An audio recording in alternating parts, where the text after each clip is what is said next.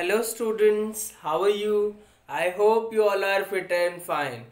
So dear students, let us continue with the poem 2, An Elementary School Classroom in a Slum, written by Stephen Spender. So we are discussing important points to remember in this poem.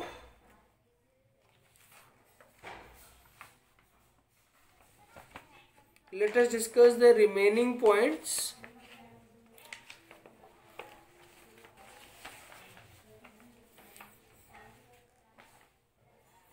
The next point is,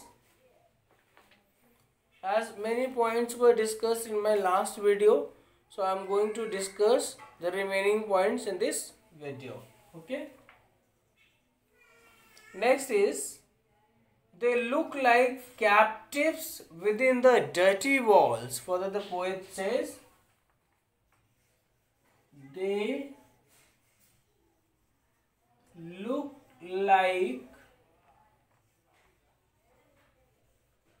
captives within the dirty walls of the classroom. Within the dirty walls of classroom. So they look like captives.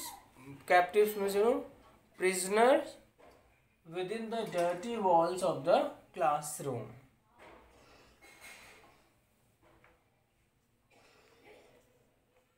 Dirty walls of the classroom. However, the real world is outside the windows. However,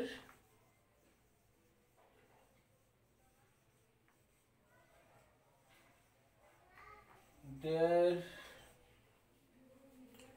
real world is outside windows. Their real world is outside windows of this classroom. Windows of this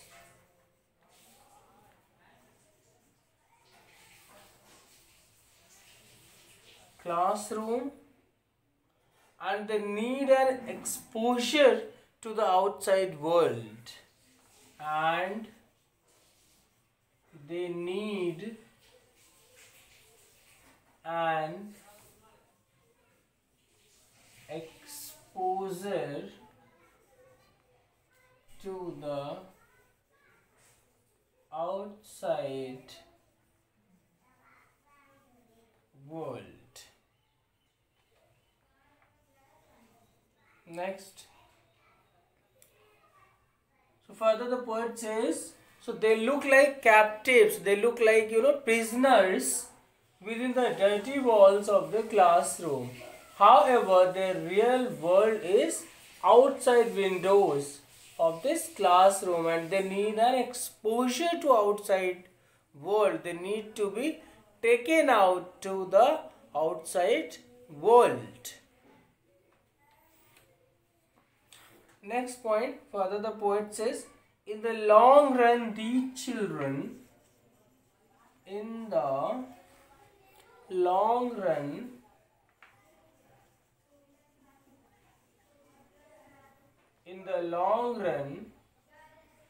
these children,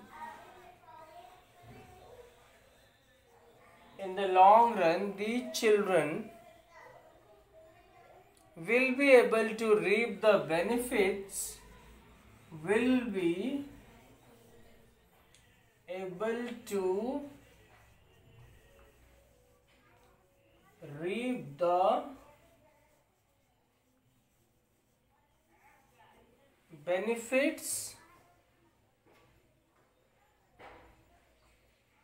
these children will be able to reap the benefits and rewrite the history of power and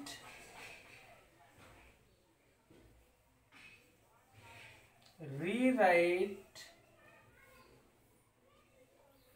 the history of power, the history of power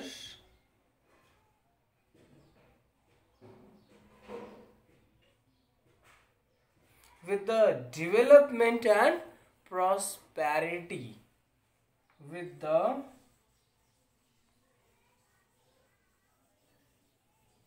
development and prosperity.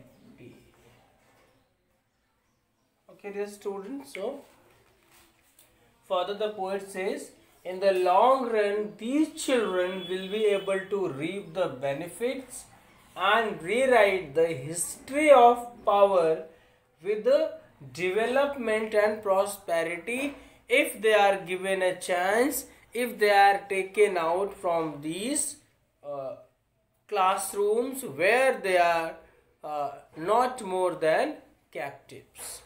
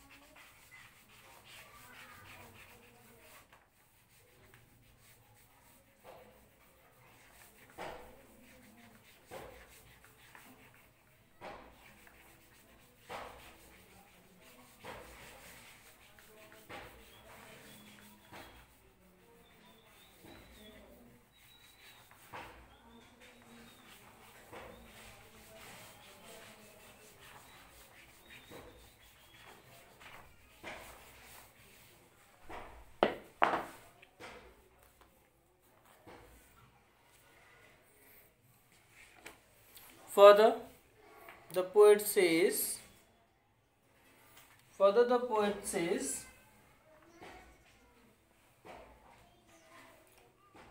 if students studying in slum are allowed, if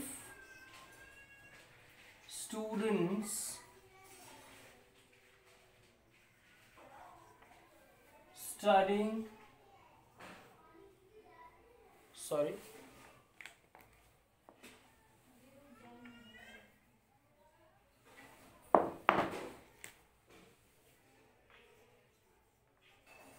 studying slum are allowed, education in the form of free exploration, education in the form of free exploration,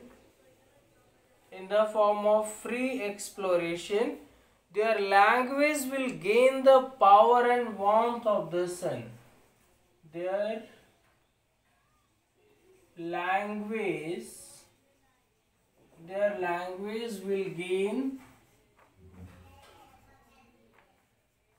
power and warmth of the sun. Their language will gain power and warmth of the sun. They acquire freedom of expression. They acquire freedom of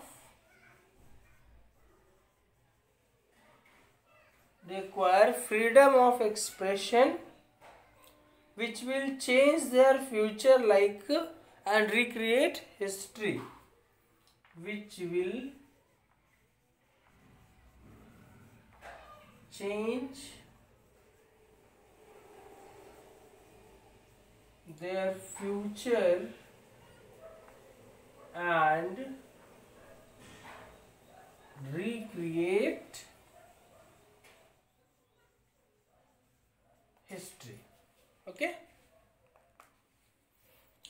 So the poet studying, the students studying slum are allowed education. If they are allowed education in the form of free exploration, their language will gain power and warmth of the sun. They, it should be they.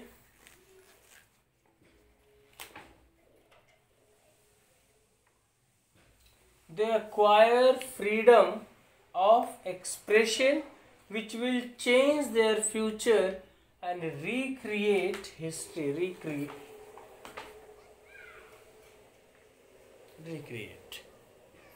Okay, so it's all about the poem, dear students. We have discussed important points of the poem. Now let us go through line by line explanation of the poem. Okay, let us begin.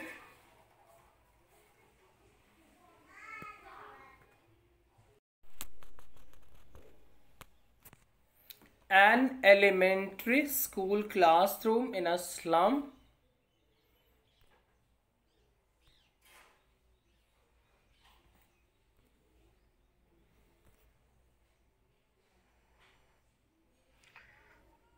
Why do you think we read literature?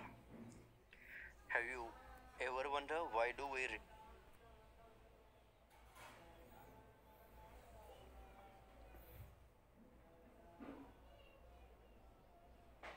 Have you ever wondered why do we read literature?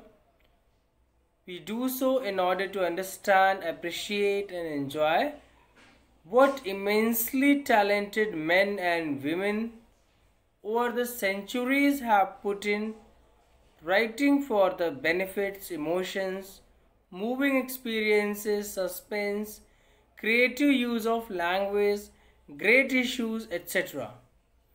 As we read, we make a personal response to the poetic of literary concern, relating its substance to our own personal experience, or to laugh, to cry, to simply to enjoy. We will learn to study, celebrate how a plot develops and what makes poetry poetry. Before you read, so already we have discussed the points to remember a lot about this poem.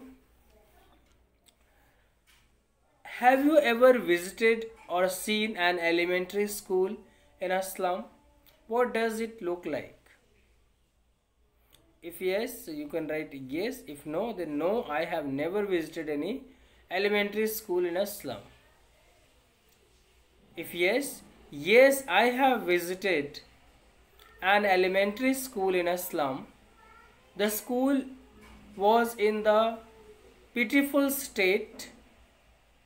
Its dingy and neglected classrooms were devoid of even basic amenities like fan and lights. Every single window was broken and bore marks of rust. How the students in the classroom deal with the outside noise or the winters was anybody guess. The ceilings too were full of cobwebs. The furniture was broken and almost unusable.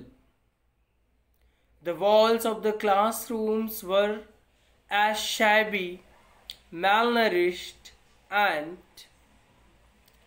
disinterested as the students sitting in their enclosures. Even the teachers seemed to have lost their concern both for the students and their education.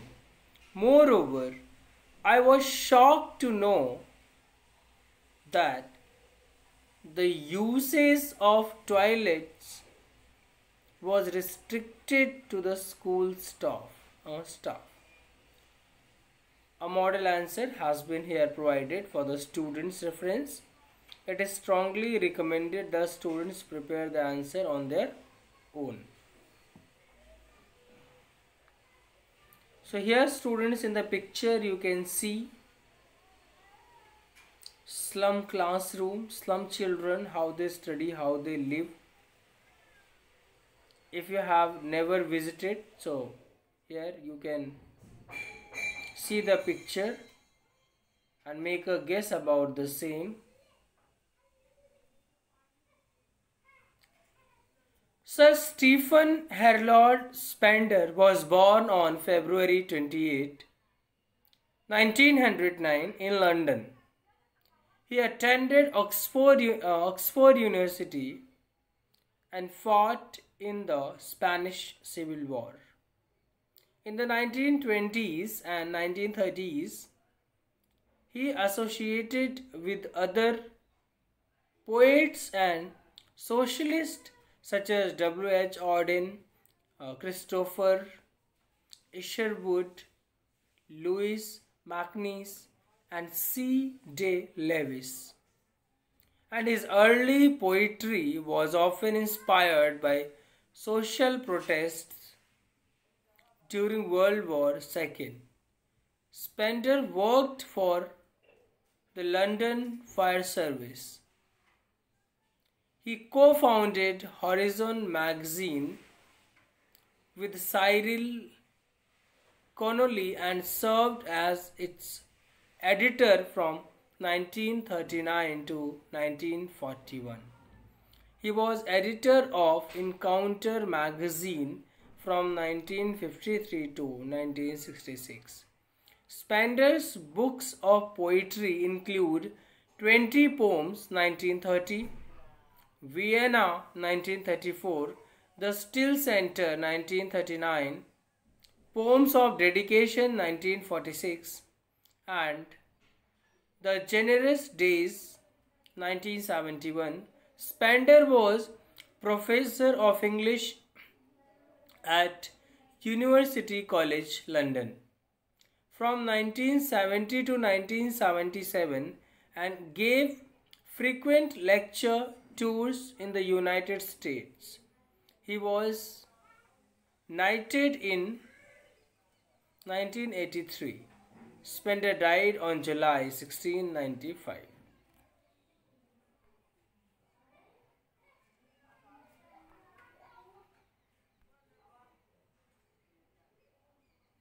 Some other poems of Stephen Spender. Okay. Now, let us go through the this poem. I'm going to play the audio. Listen to it carefully.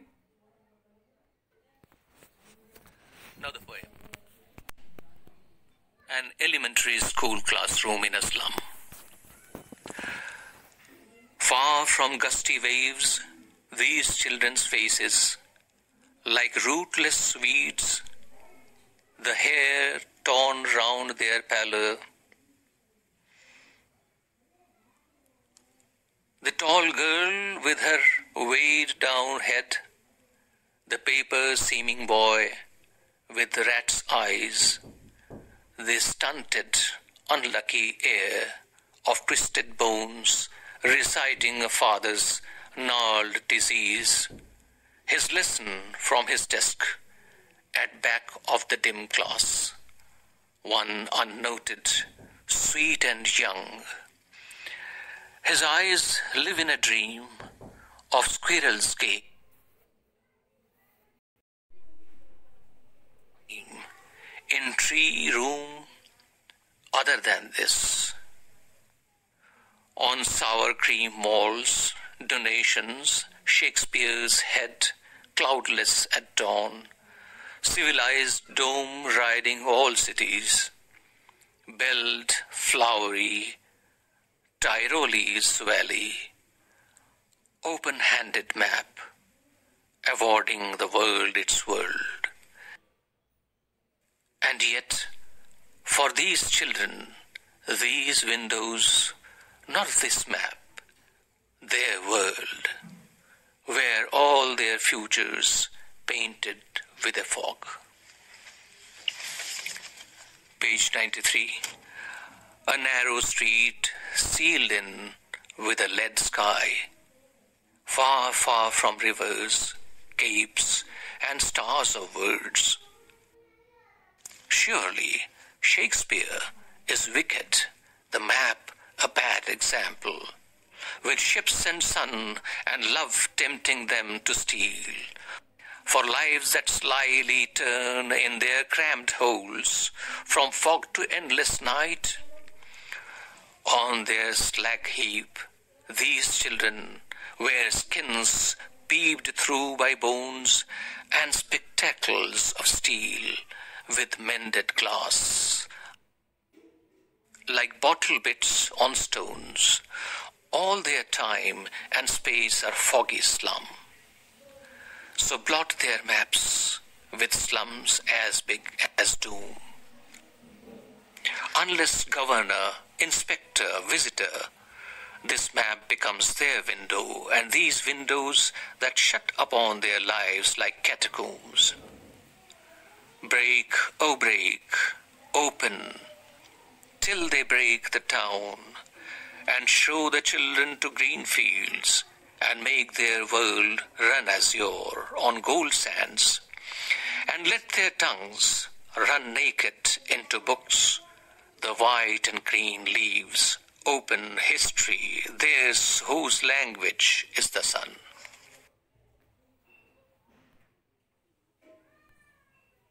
So dear students, I have played the audio and gone through the poem. Now let us go through the explanation. Far, far from gusty waves, these children's faces, like rootless weeds, the hair torn around their pallor, the tall girl with her weighed down head, the paper seeming boy with rat's eyes, the stunted unlucky heir of twisted bones, reciting a father's gnarled disease. His lesson from his desk at back of the class, one unnoted, sweet and young, his eyes live in a dream of squirrel game, in tree room other than this. So in this stanza, the poet describes an elementary school classroom in a slum. These slum children look very pathetic. Their faces are pale and reflect sadness. They are like rootless weeds, as they lack proper nutrition. Moreover, they are unwanted plants which grow on their own without being cared for, totally neglected. The tall girl has a weighed down head, as she is burdened with the load of poverty. In fact, she is so subdued and suppressed that her head had bowed down with the burden of the misfortunes. The paper seeming means here the extremely thin boy has rat's eyes because of the poverty.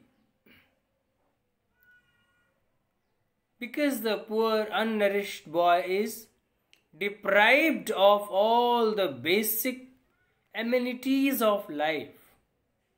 He is timid like a rat and full of anxiety. He searches for food and security. This unfortunate boy suffers from malnutrition, and this growth is also stunted, not properly developed. He has also inherited from his father twisted bones bent and disordered bones. He has inherited the poverty, disease, and despair from his parents. His body is also deformed because of the twisted bones which he has inherited. He appears to as sick as his parents. There is a sweet, tender-looking student who sits at the back of the class. This boy is different from the others. His eyes live in a dream. His eyes live in a dream. He is dreaming and probably thinking about a better future. He is lost in his own world. Therefore, not sad like the others. The boy thinks of the squirrel's game. Metaphor has been used here. He wants to enjoy and play freely like a squirrel in garden outside. The squirrel as he must sit in the dull and dreary classroom. In the boy's imagination tree room, the hollow in a tree is full of fun, curiosity and mystery. This is in contrast to the gloomy classroom. So thus, dear students, we have seen how they were deprived in every way in that slum classroom.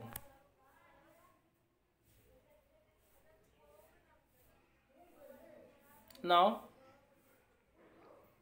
stanza 2.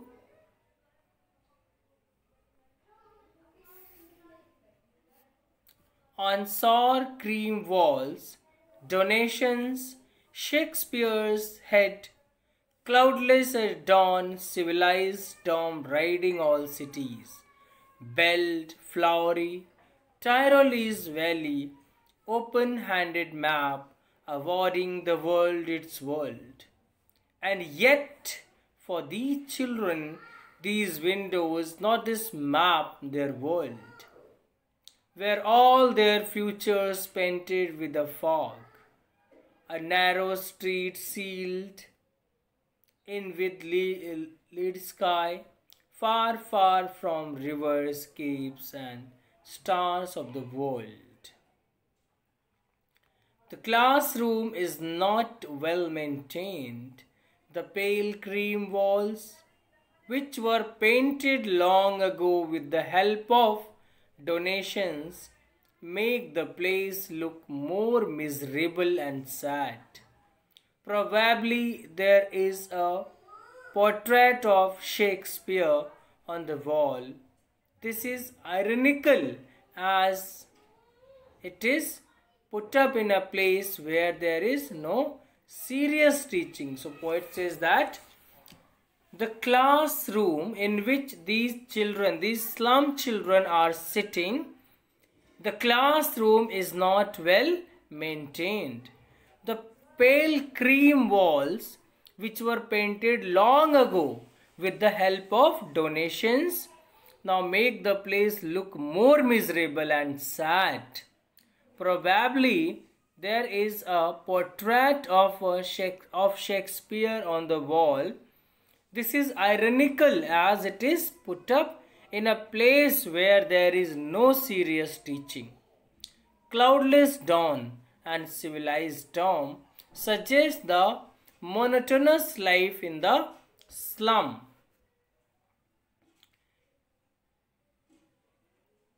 So, it is all about today's video.